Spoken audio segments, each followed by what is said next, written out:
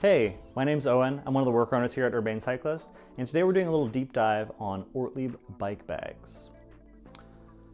So Ortlieb bike bags are one of our favorite products and brands at the shop here, and the reason for that is it's a great way to transform your kind of previously just leisure or exercise bike into a very utility-focused vehicle. So by adding just a simple rack and pannier setup, it's a great way to unleash all these hidden capabilities in your bike. You can start doing errands on your bike, you can do grocery runs, and you can even consider doing some weekend tours or extended tours if you're keen. Some of the kind of quick pitch ideas of these bags are they're very durable, they have many replaceable parts, and they're all made in Germany, they have a 5-year warranty, and they're all fully waterproof.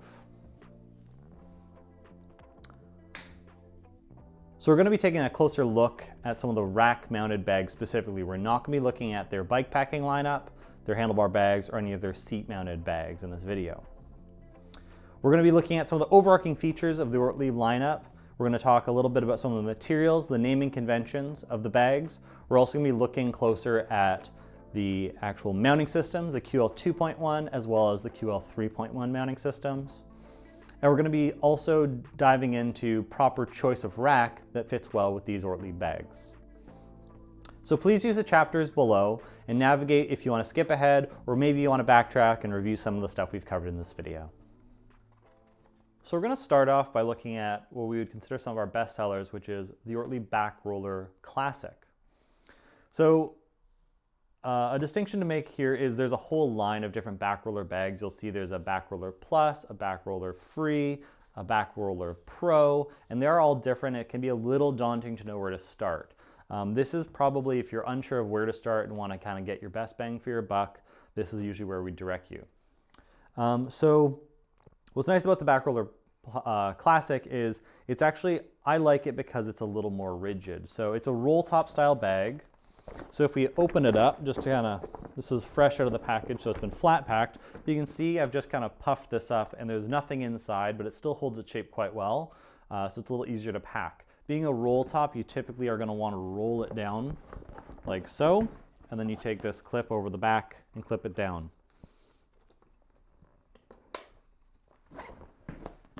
So it's very simple, quite minimal, has these really great large reflective fronts and backs. So it doesn't matter which way it's set up on your bike, it's going to increase your visibility. There's a load of color options with these, which is really fun, so you can kind of choose what you like to customize.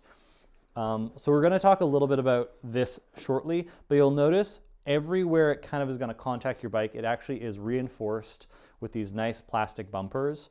They do actually screw right through, so these are things you are going to periodically need to check. Just like you would on your bike, you're going to want to check bolts for loosening over time with vibrations from riding. So you're going to do the same with these actual bolts through the hardware. So what's fun about these bags, they're pretty well completely open inside. So if you're looking for a bag to maybe do some light errands or grocery shopping, it's another great choice for that reason. But because it's very open, it's also very customizable. So there's a series of different packaging kind of features you can add. There's what we call packing cubes, which are great for the touring cyclist, which compartmentalize different layers if you're trying to divide up your bag a little more thoughtfully. There's also what we call the commuter insert, and the commuter insert's great because it kind of makes it a little more like an office bag. Ortlieb does have more proprietary bags, but if you're trying to do everything with one, it's a great way to convert your commuting bag into a touring bag and vice versa. A common mistake we see, so you'll notice we have opposite clasps here. So if you pull this out of the package and you discard your additional straps and you don't pay attention to them, a very common thing we see, folks fold them down like this. So they'll roll them in flat, and instead of using this over the top to close it, they'll take the ends and twist it inwards. And this is not something we'd recommend. So this is a do not do this. You'll notice there's a lot of crinkling, a lot of folding. It's very misshapen. It's not going to destroy the bag, it's not going to implode, but you'll notice all these creases will lead to premature wear, and that's how you basically wear out this bag early.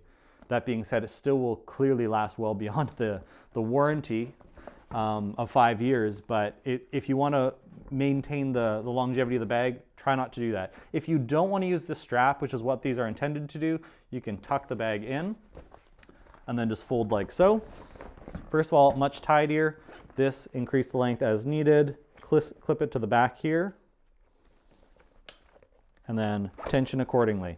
So this is a much tidier way to handle the bag, and this again we can manage this nicely to tuck in. So first things first, when you're setting up your bag, we're going to look a little closer at the QL 2.1 system. So a couple nice features of this system. This is all tool-free adjustment. So we have these upper hooks, which is actually what we call the hooks handle insert. If you stick your finger in here and kind of leverage it open, it pops open. So once that's released, it actually can slide easily along that railing. If you push this open, you actually can slide it right out and remove it. So if you ever need to replace this, it's super easy to replace. You don't need any tools to do so. So the logic of having this sliding top rail is so you can offset and move the bag where it fits best on your specific rack. So both these function the same way. You roll your foot in, or you roll your finger in, you pivot it off, and you can slide it around accordingly. Those bottom hook is what confuses a lot of people. Traditional panniers often were just metal hooks up top, which didn't always have adjustment. There'd be a hook with a bungee cord, and a lot of racks have like a little V shape that you kind of hook the piece in. The problem with the bungee cord is they do dry rot, they dry out, they lose their elasticity, so you either have to continuously tension and tighten over time, or you'll actually have to replace those parts. This here is a little different, and to move this, you just loosen this, so righty-tighty, lefty-loosey, totally normal stuff. Loosening that allows it to slide along this rail. If you increase the amount you loosen it, it will actually be able to pivot accordingly. So this piece is not intrinsically like the primary piece that's holding it on. It's keeping it from swinging away from the bike if you're riding on bumpy ground. But if you actually look, if I tighten this and kind of ignore it, the way the bag is hanging, it naturally wants to fall in towards what would be the bike side. So this is just to keep it from swaying. So proper setup will just keep that kind of tucked in. So we're going to start now. There are inserts included with every bag. So we have these little inserts here with the hook inserts. There's a lot of them because there's 2 bags and there's numerous sizes. If you look closely, you'll actually see they are labeled. They go 8mm, 10mm, 12mm, and then no insert is 14mm.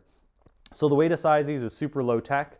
So just for example, I have the wrong size here. This is an 8, and if it doesn't matter if the rack's on the bike or in your hands, you can see by touching it on there, it does not fit. So clearly doesn't fit. We're gonna go up a size from 8, we're gonna find a 10, there's a 12. Let's find the 10. Here's a 10mm, and that seems to fit just perfectly. So slides easily without any issue. So we've determined the size here correctly. So if you look closely in here, you'll notice that there's a couple notches and then kind of a full slot on the actual inside of the hook. So the full slot has 3 little kind of protrusions, I should say, and these just get inserted. I usually will line it up and push forward. The issue is as long as you can kind of slide off. I've done this obviously hundreds of times, but probably it can be a little hard on your hands. I personally would recommend maybe using a plastic tire lever just so you can firmly push this in. You can kind of go from the side, but I find for alignment purposes, it's best just to go straight in.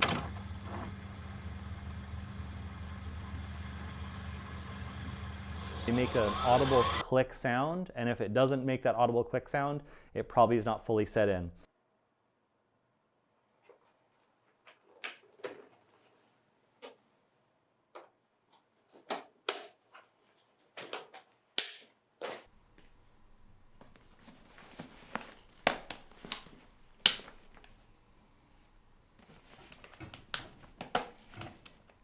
So you should always kind of take a look closely at those little channels and make sure these are fully set all the way up.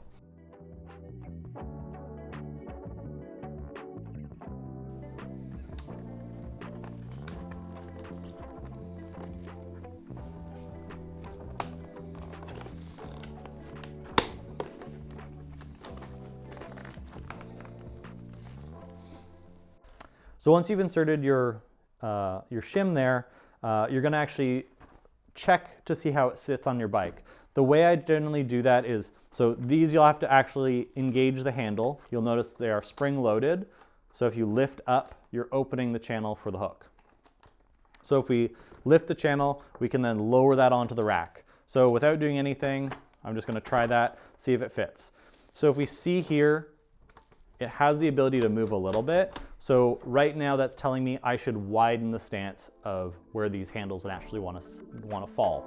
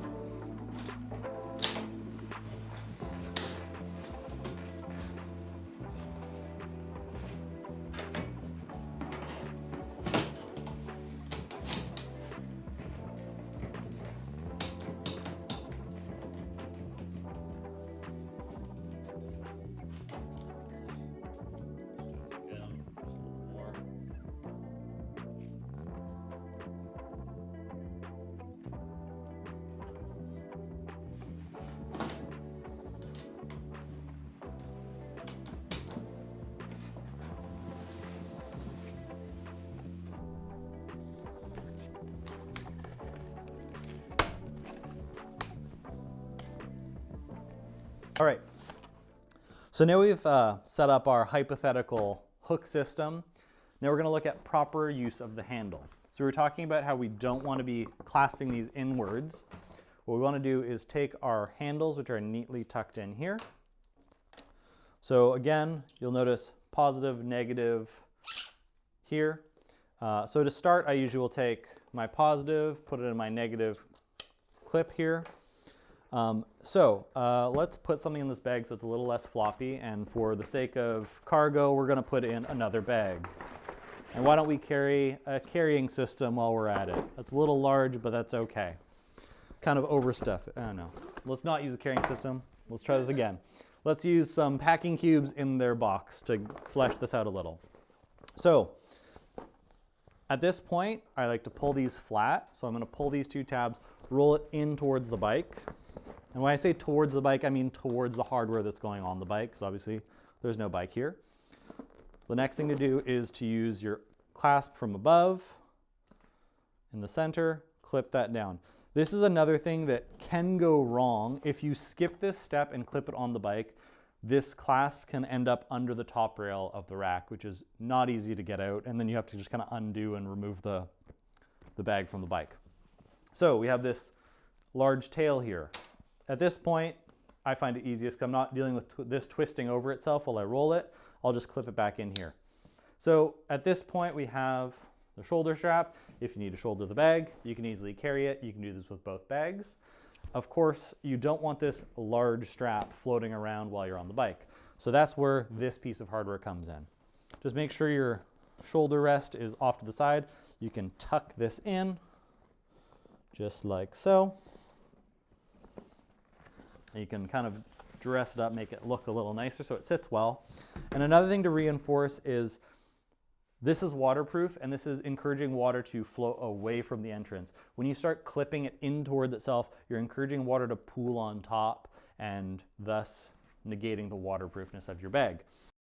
A fun little hack that I've found over the years, and I found this from grocery shopping with my Ortlieb Panniers, is because these are actually reversed, a fun way to use these that is completely unwaterproof.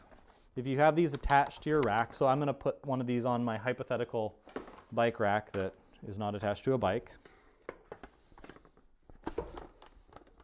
So this is kind of off script and not how you're supposed to use these bags.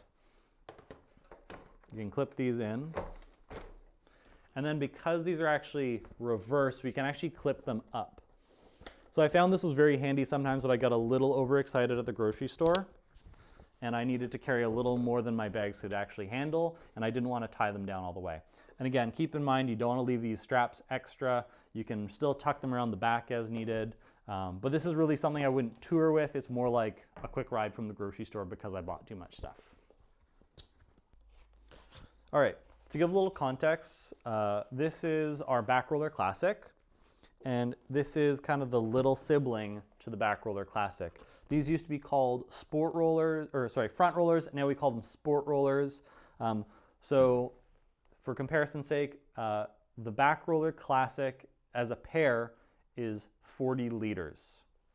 In contrast, the sport roller is 25 liters. So it's considerably smaller, which in theory, would fit great on a small folding bike, which we've used them for that quite a bit in the past, if you're just trying to do a lighter weight setup. But these are traditionally used as front panniers in a full touring setup. So all the features are effectively the same, it's just a little bit smaller. So you're gonna see still has the QL 2.1, all the same bumpers, same reinforcement. They look great as a pair if you wanna make a full set, and they're both sold as pairs. So these are both, again, the classic material. So we know we have the roller and a roller, which implies the actual roll top nature. Classic also refers to the material. So right here to my right, or your left, we have the Pro Classic roller. So classic referring to same material as both of these, but being Pro actually implies a much larger size. So these are considerably larger. This is one straight out of the package.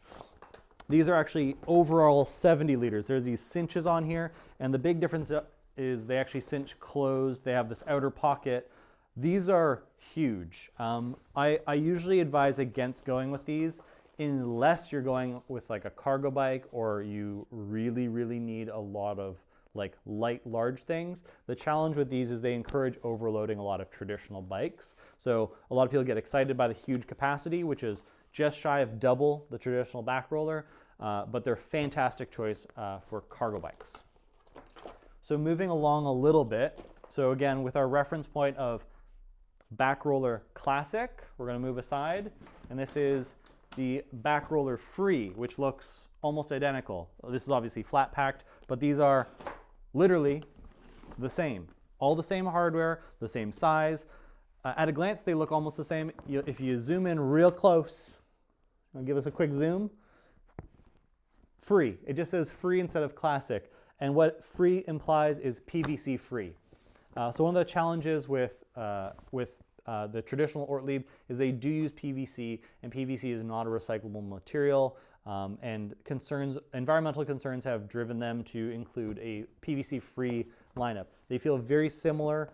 They have a slightly less glossy look in person. The overall fit, finish, feel, quality is basically identical.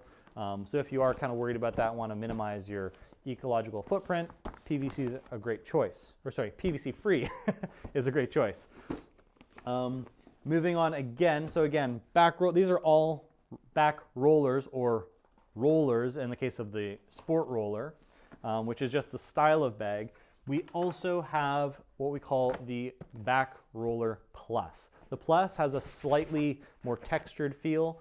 I liken this almost to denim. It kind of feels like a little, like it has a little more of a kind of weave to it. You'll notice it's actually a two-tone situation. So this is the Kiwi Moss Green, and you'll notice it's a two-color system. They're usually monochromatic, but again, same size, both sold as a pair as 40 liters, and all the same fitment, all the same hardware you're gonna find on the PVC-free or the classic models. So we've already covered quite a bit of ground with just the rollers, but there's more. And I think this is where people can get a little overwhelmed. So every bag we've talked about so far has been sold as a set. So we're implying they come as two. What Ortlieb started doing is offering some as single. So they do a lineup called High Visibility. And if you actually look closely, it kind of looks like almost like a plaid. It's got like this little kind of checkerboard lineup here. What's happening there is it's actually, it's all reflective material. So this is a very high-vis, like in the black, it's also reflective. It still has the big reflective patches, but what's nice about this is it lights up when a car hits it. So a car light hits it, I should say, not a car hits it. It lights up when a headlight hits it.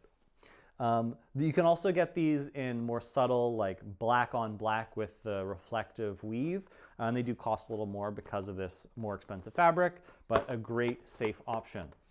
Moving on from the high vis, we also have seen a lot more of the urban line, and the urban line are a little more subtle, and these pair very well with some of the more kind of casual looking bags they offer, like the office bag or the downtown, which are also offered in these kind of more casual patterns. These are very similar in feel to the Plus series we just showed, but these are also sold as singles. Little thin box, single, single, and then we also have some patterned options, which are pretty fun.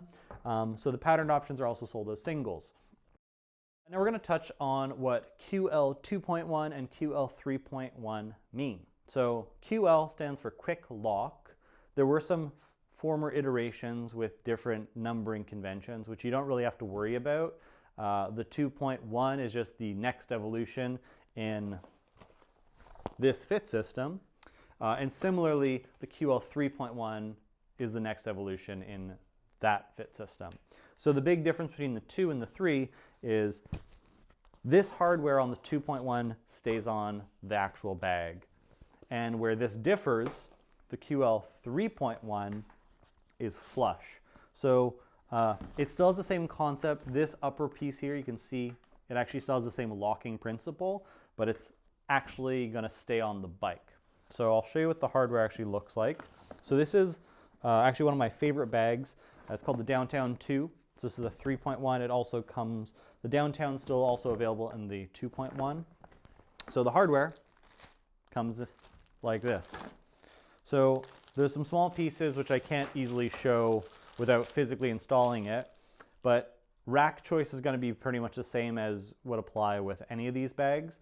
You want to have something that has a little bit of a kind of a larger surface area so you can kind of triangulate this and move it around as needed, how it fits best.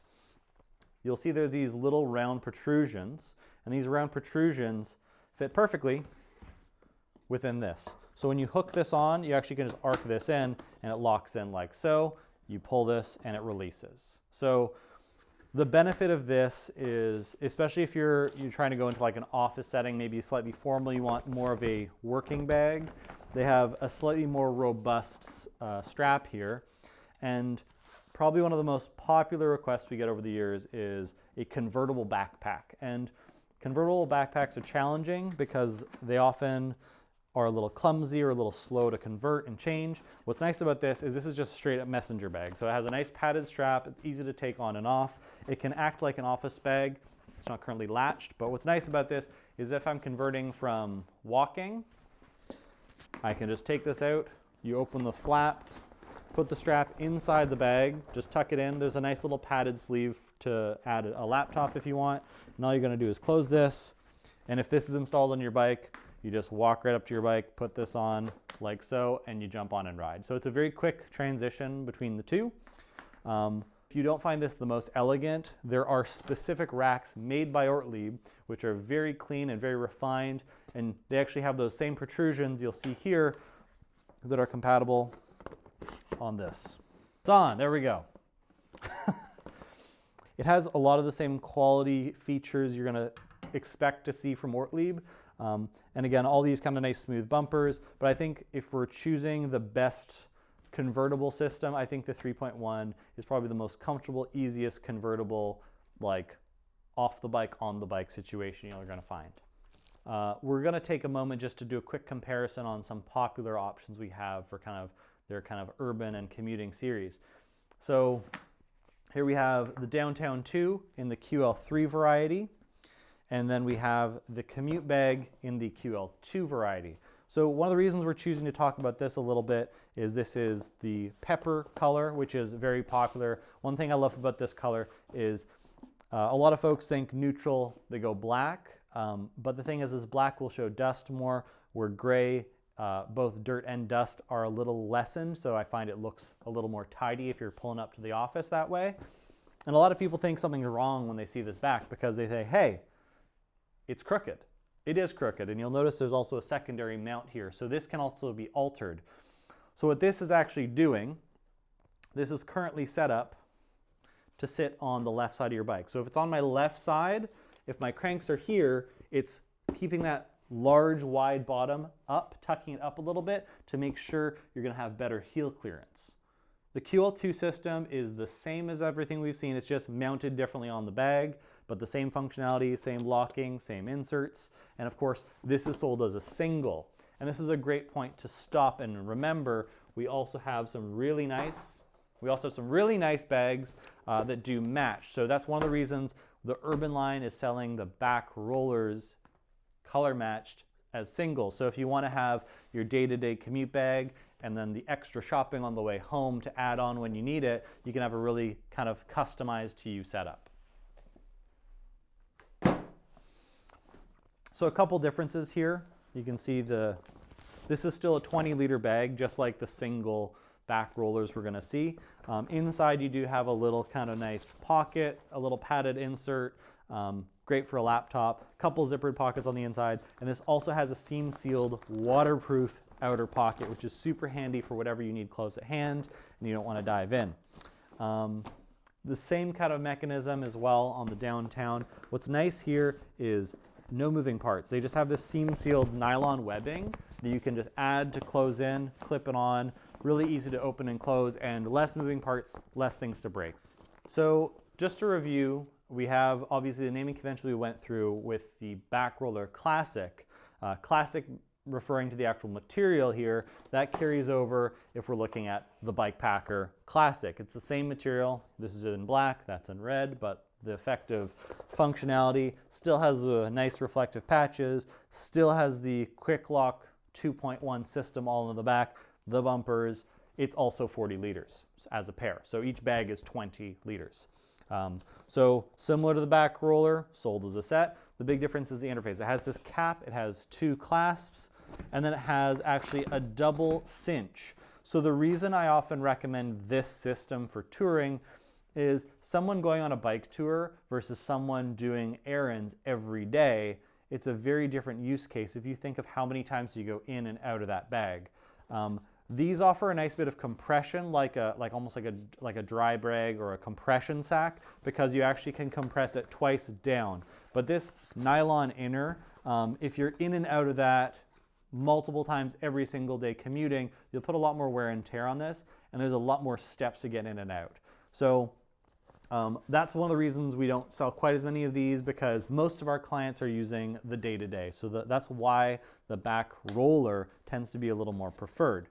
So moving on from that naming convention, we have the Bike Packer Classic. We can move on to the Bike Packer Plus. So it looks a little different, and it technically is. It also has an outer pocket. So that's probably the biggest differentiating factor between the Classic and the Plus.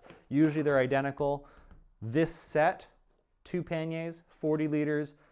The Bike Packer Plus is actually 42 because these are 1 liter outer pockets. You get 2 of them, 1 on each bag. So you have a little outer flap, which is kind of handy if you want something quick at hand with 1 bag. The interface is the same. You open it up, has the double cinch. So not a lot changes there, but again, has the same Plus material we saw on the back roller Plus. So moving on a little again, naming convention actually still applies. So we had the sport roller, formerly known as the front roller, is kind of the little sibling to the back roller.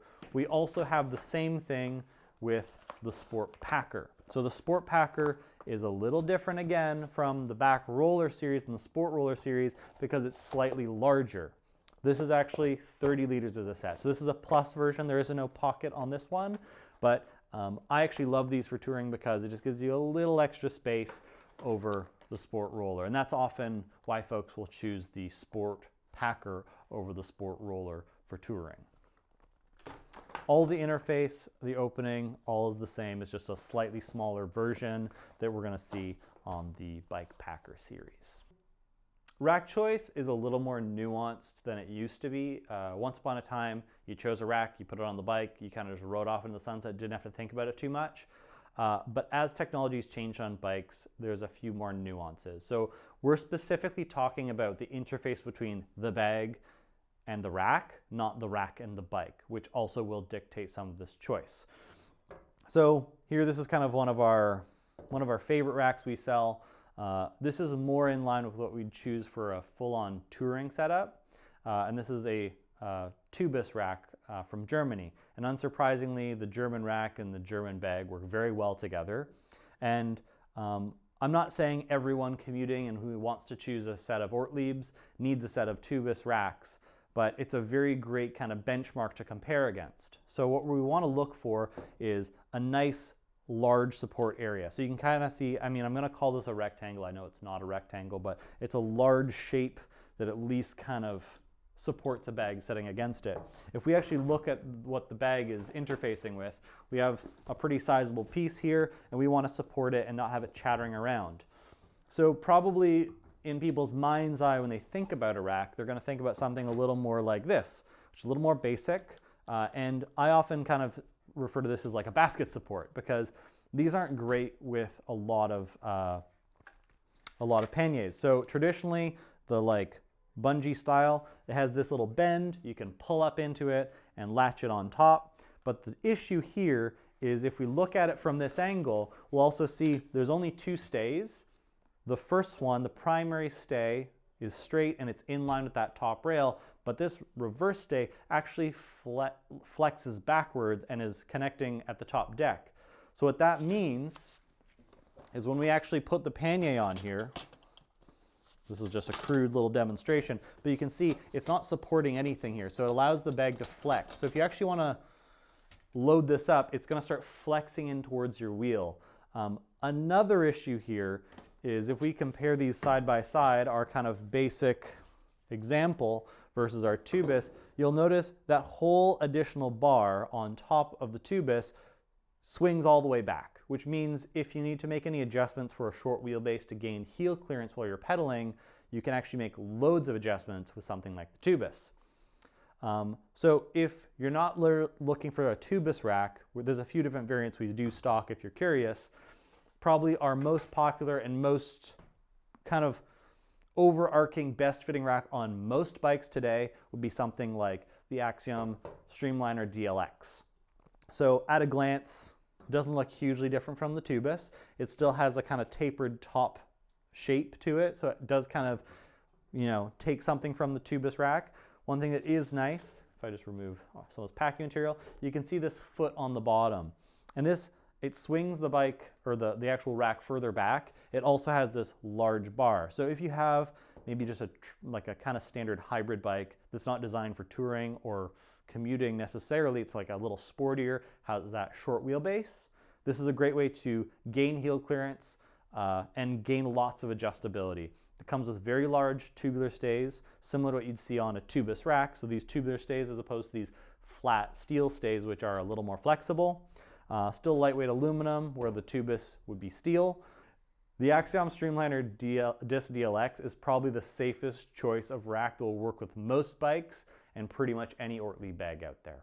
It should come as no surprise that Ortlieb is the world's leading manufacturer of protective bags for outdoor and adventure activities. These bags have been a mainstay for many adventurous cyclists traveling all throughout the globe, so that we're very confident they'll work out for you too. Please leave any additional questions in the comments below, and check out our selection of bikes, bags, accessories, and parts over at ucycle.com. Thanks for watching.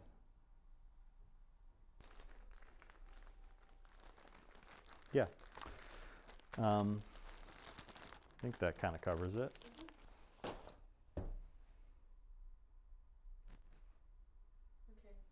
Cut. That's a lot. I went too fast. Gonna. I'm so close, but so far. No, Again. Okay. Even closer? Continuity nightmare. It's just. Okay.